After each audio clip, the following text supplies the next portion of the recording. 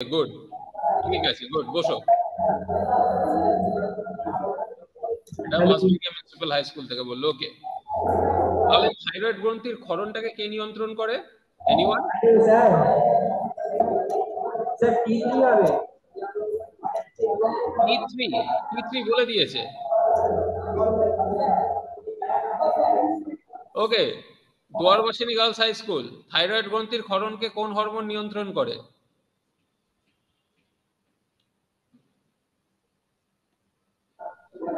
Thyroid stimulating hormone. Thyroid stimulating hormone. Duarbasini girls তোমরা?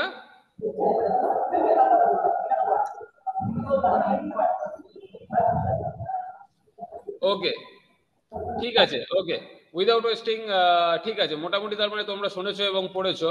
তাহলে আমি পরবর্তী আরেকটা গ্রন্থি নিয়ে আমরা আজকে আলোচনা করব, দ্যাট ইজ অগ্নাশয়। ওকে, আমি স্ক্রিনটা শেয়ার করছি। Hope you will be able to see the screen.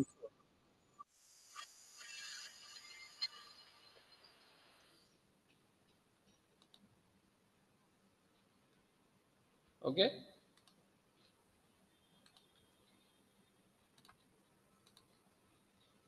তোমরা স্ক্রিনটা দেখতে পাচ্ছ? Anyone please? এনিওয়ান? তোমাদের কম্পিউটার স্ক্রিনটা কি চেঞ্জ হয়েছে? Can you anyone please? দেখতে পাচ্ছ?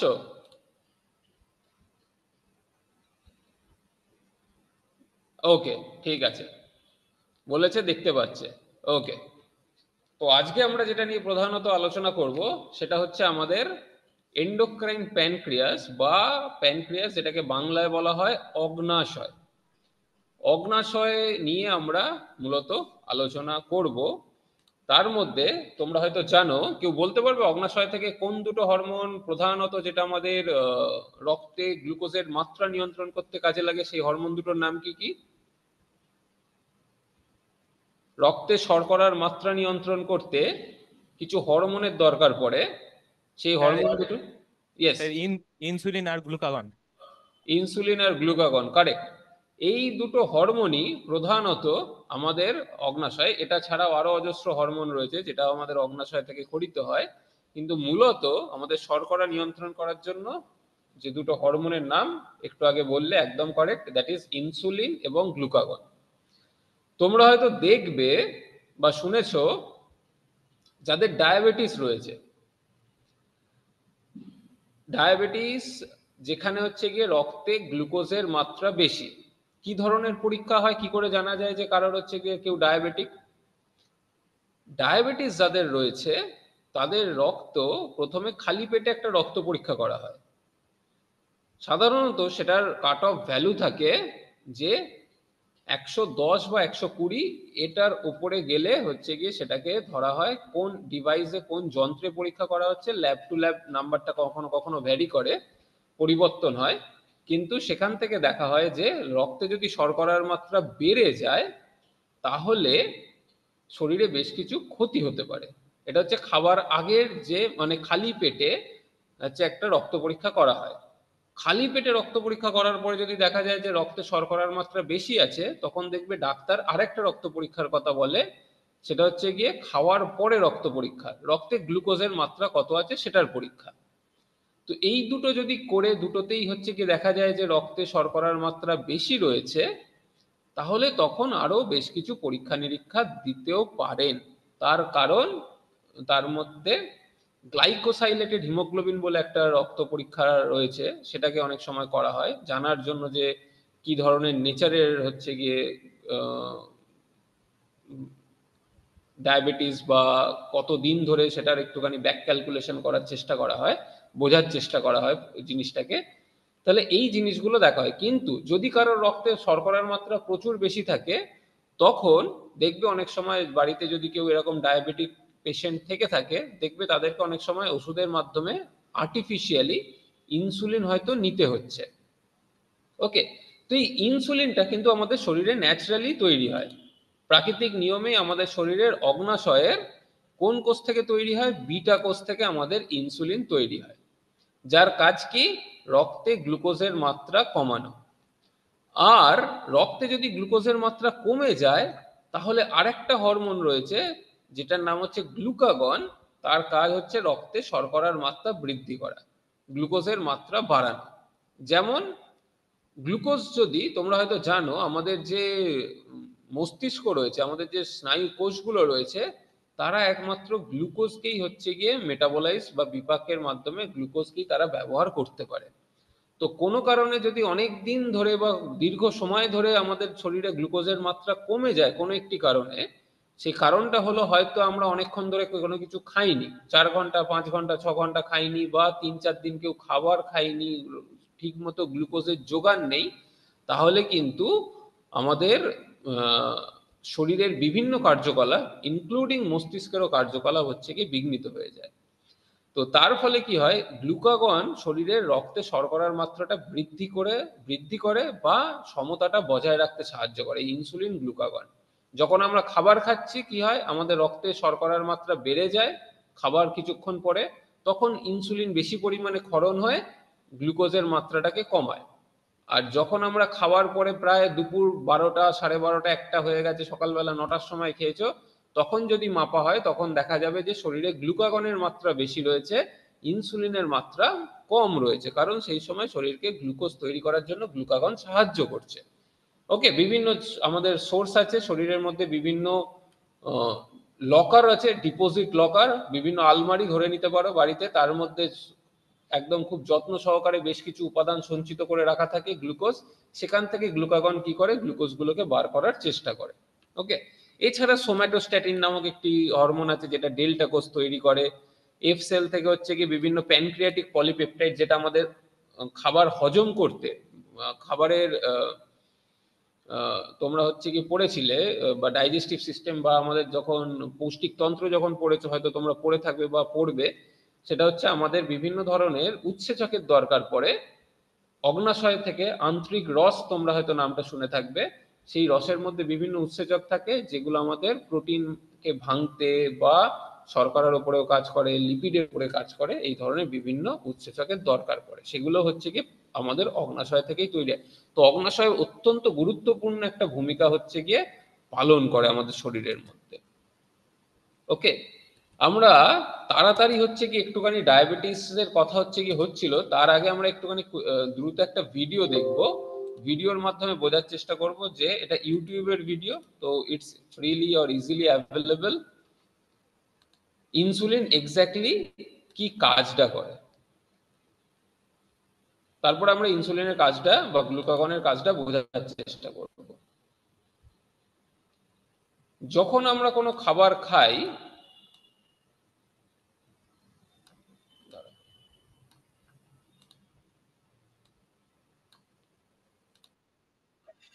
যখন খাবার খাই কি হয়, খাবারটা তার মধ্যে প্রোটিন থাকতে পারে, তার মধ্যে হচ্ছে গিয়ে শর্করা থাকতে পারে, তার মধ্যে হচ্ছে গিয়ে লিপিড থাকতে পারে। তো এই বিভিন্ন ধরনের জিনিসগুলো থেকে কি হয়, যদি শর্করা জাতীয় খাবার হয় সেখান থেকে আমরা প্রচুর পরিমাণে গ্লুকোজ পাই। ঠিক আছে, কারণ গ্লুকোজ বা শর্করার হচ্ছে গিয়ে ব্রেকডাউন মুখের মধ্যে শুরু হয়ে যায় লালারস থেকে। তারপরে সেই শর্করাটা বা গ্লুকোজটা কি হয়, গ্লুকোজটা রক্তের মাধ্যমে বাহিত হয়, কোথায় কোথায় যায়, আমাদের যকৃতে যায়, লিভারে, আমাদের পেশি কোষের মধ্যে যায়, বা খুব বেশি পরিমাণে যদি গ্লুকোজ থেকে থাকে, মানে খরচা হচ্ছে না কিন্তু আয় প্রচুর, মানে খাওয়া বেশি হচ্ছে কিন্তু সেই পরিমাণে এক্সারসাইজ করে হোক বা কার্যকলাপ করে হোক, বিভিন্ন দৈহিক কার্য করে হোক, সেই গ্লুকোজটা যদি খরচা না করা হয়, তাহলে সেই গ্লুকোজটা কি হয়, সেই শর্করাটা অনেক সময় ফ্যাট আকারে জমতে থাকে, দ্যাট ইজ বেসিক্যালি চর্বি বাংলায় যখন বলা হয়। কি হয় তাহলে, সেটা হয়, তাহলে সেই গ্লুকোজটাকে কিন্তু এই পেশিকোষ বা যকৃতে ভেতরে নিলে তবেই রক্তে গ্লুকোজের মাত্রাটা কমবে, কারণ গ্লুকোজ তো আর কোথাও দিয়ে যাওয়ার সুযোগ নেই। কিন্তু তাহলে প্রশ্নটা উঠছে, গ্লুকোজ যদি আমার রক্তে বেশিই থাকে অসুবিধে কি আছে? অসুবিধে হচ্ছে, গ্লুকোজের মাত্রা যদি রক্তে দীর্ঘ সময় ধরে বেশি থাকে, স্বাভাবিকের থেকে বেশি থাকে, তাহলে কি হয়, তাহলে সেটা আমাদের বৃক্ককে ক্ষতিগ্রস্ত করে, কিডনিকে এফেক্ট করে, আমাদের চোখকে, আমাদের চোখকে হচ্ছে গিয়ে ক্ষতিগ্রস্ত করে। এছাড়া সেই গ্লুকোজটা যদি ফ্যাট আকারে কনভার্ট হয়ে সেটা যদি রক্তবাহের মধ্যেও অনেক সময় জমতে পারে, তাহলে কি হবে, সেই রক্তবাহগুলোকে বন্ধও করে দিতে পারে ফ্যাট আকারে। তো গ্লুকোজ হচ্ছে কি বিভিন্ন ধরনের ক্ষতিকারক কাজ হচ্ছে গিয়ে করতে পারে। হাই গ্লুকোজ হচ্ছে গিয়ে সেই কারণে আমাদের শরীরে ভালো নয় দীর্ঘ সময় ধরে, দিনের পর দিন ধরে। গ্লুকোজের মাত্রাকে সবসময় নিয়ন্ত্রণে রাখতে হয়। ওকে, সেই নিয়ন্ত্রণে রাখতে গেলেই হচ্ছে আমরা খাওয়ার পরে তো রক্তে গ্লুকোজের মাত্রা বাড়বেই। তাহলে আমি সেই গ্লুকোজটাকে কোন দিকে নিয়ে যেতে পারি? সেই নিয়ে যাওয়ার প্রধান জায়গাটা হচ্ছে গিয়ে লিভারে আমি জমা করে রাখতে পারি, পেশিতে জমা করে রাখতে পারি, আর অতিরিক্ত চাইলে হচ্ছে গিয়ে ফ্যাট হিসাবেও সেটা জমা থাকতে পারে। কিন্তু এই গ্লুকোজগুলো সহজে লিভার এবং যকৃতে ঢুকতে পারে না। একটা ঘরে যদি তালা দেওয়া থাকে, তুমি সেই দরজা দিয়ে ঢুকতে পারবে না। তার জন্য কি দরকার পড়বে? দরজায় তালাটা খোলার জন্য একটা চাবি দরকার পড়বে। সেই চাবিটা খুললে তবেই কিন্তু দরজা দিয়ে সহজে ভেতরে প্রবেশ করা যায়। তো এই গ্লুকোজ নামক ব্যক্তিটা দরজা দিয়ে ঢুকতে পারছে না কোনো কোষের মধ্যে, সেই দরজাটা বন্ধ করা আছে। সেই দরজাটা খুলতে কে সাহায্য করবে? সেই দরজাগুলো খোলার কাজ হচ্ছে গিয়ে ইনসুলিনের। ইনসুলিন হচ্ছে গিয়ে সেই চাবিটা, যার কাজ হচ্ছে গিয়ে দরজাকে খুলতে হবে। কিসের দরজা? গ্লুকোজ চ্যানেলগুলোকে খুলতে হবে। তো রক্ত দিয়ে গ্লুকোজ যাচ্ছে, ধরে নাও যেই রক্তে গ্লুকোজের মাত্রা বেশি হয়, সঙ্গে সঙ্গে সেই খবরটা চলে যায় অগ্নাশয়ের কাছে। অগ্নাশয়ের সঙ্গে সঙ্গে কি করে? ইনসুলিনের ক্ষরণকে বাড়িয়ে দেয়। দিয়ে তারপরে সেই ইনসুলিনটা কোথায় আসে? রক্তে আসে। রক্তের মাধ্যমে এবারে ইনসুলিনটাও বাহিত হয়ে সেই পেশিকোষ, আমাদের শরীরের বিভিন্ন পেশিকোষ, আমাদের যকৃৎ, এগুলোতে চলে যায়। দেখো এখন যেমন দেখতে পাচ্ছ, দেখো ইনসুলিনও রয়েছে, গ্লুকোজও রয়েছে, কারণ রক্তে খবর পেয়েছে শরীর যে আমার রক্তে গ্লুকোজ বেশি রয়েছে, তাই ইনসুলিনেরও ক্ষরণ বেড়েছে। ইনসুলিন এবং গ্লুকোজ দুটোই এখন রক্তবাহের মধ্যে দিয়ে যাচ্ছে। যখন সে তার টার্গেট, তার গন্তব্যে পৌঁছে যাবে, তখন ইনসুলিনও রক্তবাহ থেকে বাইরে বেরিয়ে আসবে, গ্লুকোজও বাইরে বেরিয়ে আসবে।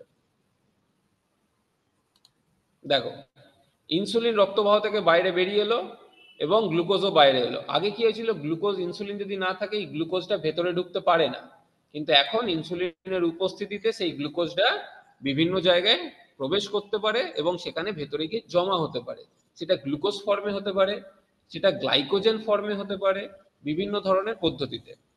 আরো যদি ডিপে দেখা হয়, আরো যদি ডিটেলে দেখা হয়, আমাদের প্রত্যেকটা যকৃতের যে কোষ রয়েছে, বা আমাদের যে এক একটা সিঙ্গেল পেশি কোষ রয়েছে, তোমরা যদি কেউ কখনো মাছ বা মাংস এগুলোর মধ্যে দেখো, সেখানে দেখবে ছোট ছোট সূক্ষ্ম সূক্ষ্ম ফাইবার থাকে, সুতোর মতো, অনেকগুলো বান্ডিলের মতো মনে হয় যে সুতোগুলো বান্ডিল করে রাখা আছে। সেই প্রত্যেকটা পেশি কোষের মধ্যে হচ্ছে কি থাকে? ইনসুলিনের রিসেপ্টর থাকে। রিসেপ্টর কি? যে ইনসুলিনটাকে রিসিভ করতে পারবে।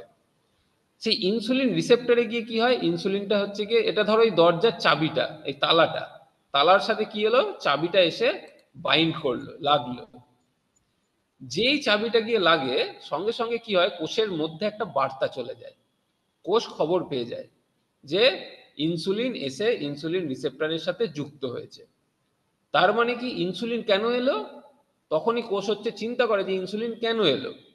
তার মানে কোষ চিন্তা করছে যে আমাকে এমন কিছু কাজ করতে হবে যাতে রক্তে গ্লুকোজের মাত্রাটা কমে যায়। সহজ, নাহলে ইনসুলিন আসতো না। ইনসুলিন এসেছে, তার মানে রক্তে গ্লুকোজের মাত্রা বেশি রয়েছে। যেই রক্তে ইনসুলিনটা বাইন্ড করলো, আমাদের কোষের মধ্যে বেশ কিছু গ্লুকোজ চ্যানেল রয়েছে। ঠিক আছে? চ্যানেল দেখো, একটা চ্যানেল কোথায় থাকে? কোষের সাইটোপ্লাজমে থাকে। একটু জাস্ট তোমাদের জানার জন্য বলছি, যাতে ধারণাটা ক্লিয়ার হয়। সেই চ্যানেলগুলো, মানে সেই ধরে নাও যে দরজাগুলো ইনবিল্ড থাকে না, সে বাইরে থেকে, ভেতর থেকে বাইরে ওই জায়গাটাতে গিয়ে ফিক্স হয়, আটকে যায়। গিয়ে তার কাজ হচ্ছে সেই দরজাগুলোর, গ্লুকোজ চ্যানেলগুলোর, মানে একটা টানেলের মতো ধরো, সেই চ্যানেলগুলোর থ্রু দিয়ে গ্লুকোজ কি হয়? ভেতর, বাইরে থেকে কোষের ভেতরে প্রবেশ করে। যেই রক্তে গ্লুকোজের মাত্রা কমে যাবে, ইনসুলিনগুলো আবার সেই তালা থেকে খুলে যাবে, মানে ইনসুলিন রিসেপ্টর থেকে ইনসুলিন ডিট্যাচ হয়ে যাবে, কোষ আর বার্তা পাবে না, তাহলেই হচ্ছে কি সেটা বন্ধ হয়ে যাবে। পদ্ধতিটা। এবারে সেই গ্লুকোজটা কি কাজে লাগে? সেই গ্লুকোজটা গ্লাইকোজেন হিসাবে জমা থাকতে পারে সেই কোষটার মধ্যে, ফ্যাটে কনভার্ট হয়ে যেতে পারে যদি প্রচুর পরিমাণে গ্লুকোজ থাকে, অথবা সে শর্করারই আরেকটা অন্য প্রকার আছে যেটার নাম গ্লাইকোজেন, সেই রূপেও হচ্ছে গিয়ে থেকে যাচ্ছে, বা সেটা শক্তি উৎপাদন করার জন্য ব্যবহার হয়ে যাচ্ছে। ধরো কেউ এক্সারসাইজ করছে, সে দৌড়চ্ছে, তোমরা খেলছো, তখন কি হচ্ছে, শরীরের গ্লুকোজ দরকার। সে কি করছে, সেই গ্লুকোজটা গ্লাইকোলাইসিস পদ্ধতির মাধ্যমে হোক বা হচ্ছে গিয়ে কি তৈরি করবে, প্রচুর পরিমাণে এটিপি তৈরি করার চেষ্টা করবে, মানে এটিপি তৈরি করবে যেটা থেকে তোমার হচ্ছে গিয়ে শক্তিটা পাবে। ওকে, সেটা তুমি হয়তো কোনো একটা এক্সারসাইজ করছো, সেই সময়তেও গ্লুকোজের দরকার পড়ছে। ওকে,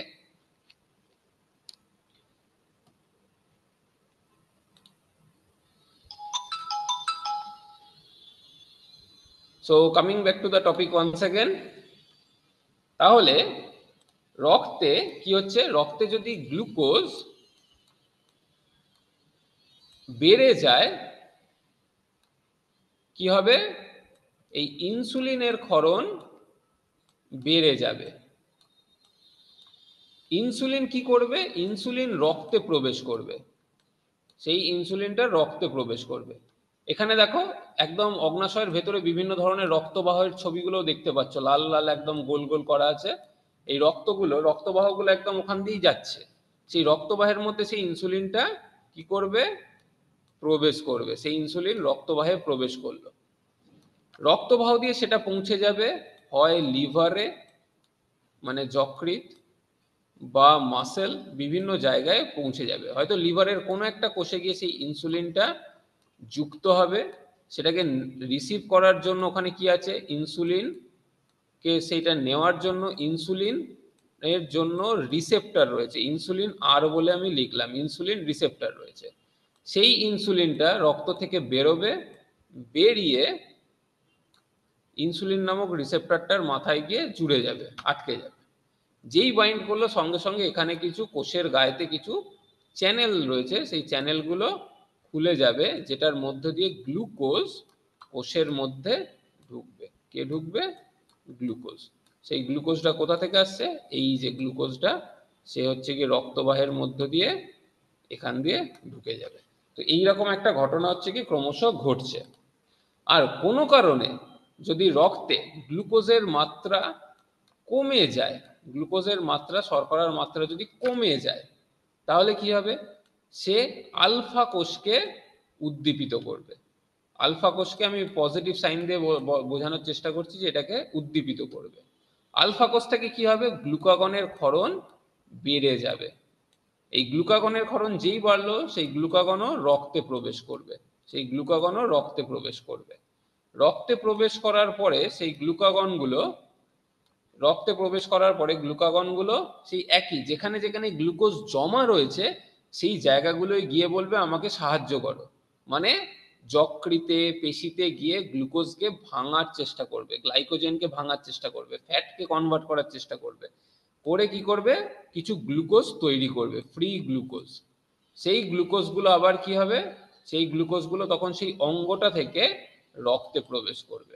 তাহলে রক্তে কি হলো, আলটিমেটলি রক্তে গ্লুকোজের মাত্রা বাড়লো, এবং যেখানে সেই গ্লুকোজটার দরকার আছে সেইখানে সেই গ্লুকোজটা রক্তের মধ্যে দিয়ে চলে গেল এবং পৌঁছলো, এবং গিয়ে তার যে কাজটা আছে সেটা সে করছে। ওকে, তো এই হচ্ছে গিয়ে ঘটনাটা ঘটে। ওকে, তাহলে সেখান থেকেই যদি আমাদের রক্তে শর্করার মাত্রা নিয়ন্ত্রণ না হয়, সেখান থেকে একটা প্রধান মূলত একটা রোগের নাম তোমরা হয়তো শুনেছো বা একটু আগে কথা হচ্ছিল, ডায়াবেটিস। Diabetes mellitus. দু ধরনের ডায়াবেটিস হয়, একটা হচ্ছে ডায়াবেটিস মেলিটাস নাম, আর একটা হচ্ছে ডায়াবেটিস ইনসিপিডাস। ডায়াবেটিস ইনসিপিডাস হচ্ছে বহুমূত্র রোগ। কেউ বলতে পারবে ডায়াবেটিস ইনসিপিডাস কোন হরমোনের ক্ষরণের ত্রুটির জন্য হয়ে থাকে? Diabetes insipidus, anyone? ADH hormone. হরমোনের ক্ষরণ কম হয়, তাহলে ADH correct, anti diabetic hormone ADH, যেটা বললো ডায়াবেটিস ইনসিপিডাসের জন্য এডিএইচ দরকার, যেটা বেসিক্যালি কোথা থেকে আসছে, আমাদের পিটুইটারি গ্রন্থি থেকে তৈরি হয়। এডিএইচটা পিটুইটারি থেকে তৈরি হয়, সেটা আমাদের কিডনিতে গিয়ে আমাদের বৃক্কের সংগ্রাহী নালিকার উপরে কাজ করে। কিন্তু এডিএইচ যদি কোনো কারণে কম ক্ষরিত হয়, কি কি হবে, জলের পুনঃশোষণ হবে না সংগ্রাহী নালিকা থেকে, তারপরে বেশি বেশি পরিমাণে মূত্র তৈরি হয়। সে কারণে যাদের ডায়াবেটিস ইনসিপিডাস আছে সেই রোগটাকে বলা হয় বহুমূত্র। আর এক্ষেত্রে ডায়াবেটিস মেলিটাসের নাম কি, খুব সম্ভবত এটাকে বলা হয় মধুমেহ। ওকে, মধুমেহ রোগ হয়। কিন্তু ডায়াবেটিস মেলিটাস দু ধরনের হয়। কি দু ধরন, দুটো টাইপের, একটাকে বলা হয় টাইপ 1 ডায়াবেটিস, আর দ্বিতীয়টার নাম হচ্ছে টাইপ 2 ডায়াবেটিস, যেটার একটা খুব বিজ্ঞানসম্মত নাম আছে। টাইপ 1টাকে বলা হয় ইনসুলিন ডিপেন্ডেন্ট ডায়াবেটিস মেলিটাস, বা শর্টে হচ্ছে গিয়ে IDDM। ইনসুলিনের আই, ডিপেন্ডেন্টের ডি, ডায়াবেটিসের ডি, মেলিটাসের হচ্ছে গিয়ে M, diabetes mellitus, insulin dependent. Dependent কথাটার বাংলা কি তোমরা হয়তো জানো। ডিপেন্ডেন্ট কথাটার মানেটা হচ্ছে গিয়ে নির্ভর, বা কারোর উপরে ডিপেন্ড করে আছে, মানে তার উপরে নির্ভর করে আছে। তাহলে ইনসুলিন ডিপেন্ডেন্ট ডায়াবেটিস মেলিটাস কি, ইনসুলিনের কারণে যে ডায়াবেটিস মেলিটাসটা হচ্ছে, ইনসুলিনের উপর নির্ভর করে রয়েছে যে ডায়াবেটিস মেলিটাসটা হচ্ছে। আর টাইপ 2টা কি, টাইপ 2টা দেখো এখানে লেখা আছে নন ইনসুলিন, নন ইনসুলিন ডিপেন্ডেন্ট ডায়াবেটিস মেলিটাস, যেটাকে বলা হয় NIDDM, যেটার মানে কি ইনসুলিনের ওপর নির্ভর করে ডায়াবেটিস মেলিটাসটা হয়নি, মানে ইনসুলিন কারণ নয়। আর প্রথমটার ক্ষেত্রে কি, ইনসুলিনের কম ক্ষরণ হচ্ছে গিয়ে কারণ। ইনসুলিনেরই কাজ গ্লুকোজকে কমানো রক্তে, তো ইনসুলিন কম খরিত হচ্ছে যে কারণে আমার ডায়াবেটিস হচ্ছে। আর টাইপ 2টা কি, ইনসুলিন তো ঠিকঠাকই খরিত হচ্ছে, একই পরিমাণে প্রোডাকশন হচ্ছে, কিন্তু তা সত্ত্বেও আমার ডায়াবেটিস হচ্ছে। তাহলে এই দুটো হচ্ছে গিয়ে বেসিক্যালি কি হয়, একটু আগে তোমাদের ওই ভিডিওটাতে দেখানো এবং ছবিটা দেখানোর উদ্দেশ্যটা ছিল, ইনসুলিন ধরো এটা একটা কোষ, এটা একটা সেল, কোষ। ওকে, কোষের গায়ে কি ছিল, ইনসুলিনের রিসেপ্টরটা ছিল, তাই তো, এটা হচ্ছে ইনসুলিন রিসেপ্টর। সেখানে কে এসে বাইন্ড করছিল, এখানে এসে বাইন্ড করছিল, কে যুক্ত হচ্ছিল, ইনসুলিনটা এসে যুক্ত হচ্ছিল, ইনসুলিনটা এসে যুক্ত হচ্ছে। তো কোনো কারণে যদি এই ইনসুলিনটাকে যুক্ত হতে বাধা দেয়, বা ইনসুলিন ইনসুলিন রিসেপ্টরের সাথে যুক্ত হতে না পারে, কিন্তু রক্তে প্রচুর পরিমাণে ইনসুলিন রয়েছে, রক্তে যথেষ্ট পরিমাণে ইনসুলিন রয়েছে, অগ্নাশয় গ্রন্থি ঠিকঠাক কাজ করছে এবং প্রচুর পরিমাণে ইনসুলিন তৈরি করছে, যখনই দেখছে রক্তে গ্লুকোজের মাত্রা বেশি, কিন্তু সেই ইনসুলিনটা গন্তব্যে গিয়ে কাজ করতে পারছে না, মানে ইনসুলিন রিসেপ্টরে কোথাও একটা ত্রুটি হচ্ছে। সেই ধরনের ডায়াবেটিসটা খুব সহজভাবে হচ্ছে কি non insulin dependent diabetes mellitus. ওকে,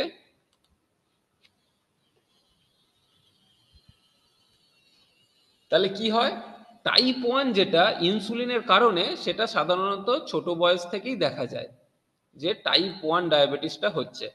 মানে 20 বছরের নিচে একদম শিশুদের মধ্যে অনেক সময় কিছু কিছু শিশুর ডায়াবেটিস থাকে, সেটা হচ্ছে গিয়ে ইনসুলিন ডিপেন্ডেন্ট। জেনারেলি 30 বছর 40 বছরের পরে আমাদের লাইফস্টাইল, আমাদের মানসিক চাপ, এখনকার যে জাঙ্ক ফুড, বিভিন্ন ধরনের খাবার দাবার, বাইরের খাওয়া দাওয়া, সবকিছু মিলিয়ে আলটিমেটলি কি হয়, বা পর্যাপ্ত পরিমাণে এক্সারসাইজ না করা, বা ওই গ্লুকোজটাকে বার্ন না করা, না খরচ করা, তার ফলে কি হয়, এই টাইপ 2 ডায়াবেটিসটা হতে থাকে, যেটা সাধারণত 30 বছর 40 বছর এই বয়সে গিয়ে দেখা যায় যে তাদের ডায়াবেটিস হয়েছে। তাদের জন্ম থেকে বা শিশু বয়সে ডায়াবেটিস ছিল না, বড় হয়ে হচ্ছে কি ডায়াবেটিস হচ্ছে। টাইপ 1 এর ক্ষেত্রে কি হয়, বডি মানে শরীরের মাস, বডি ওয়েট বা বডি মাস হচ্ছে কি তাদের সাধারণত নর্মালি থাকে, কিন্তু তা সত্ত্বেও তারা ডায়াবেটিস। সাধারণত যারা ওবেস, ওবেস কারা, যারা একটুখানি স্থূল মোটা, তাদের ক্ষেত্রে হচ্ছে কি ডায়াবেটিস মেলিটাসটা হয়ে থাকে। রক্তে ইনসুলিনের মাত্রা কি থাকে প্লাজমায়, কম, কারণ এটাতে ইনসুলিন তৈরি হচ্ছে না। টাইপ 1-এ ইনসুলিনটা তৈরি হয় না, টাইপ 2-তে ইনসুলিন তৈরি হচ্ছে কিন্তু কাজ করছে না। ইনসেনসিটিভিটি অফ ইনসুলিন, ইনসুলিন রেজিস্ট্যান্স বলা হয়।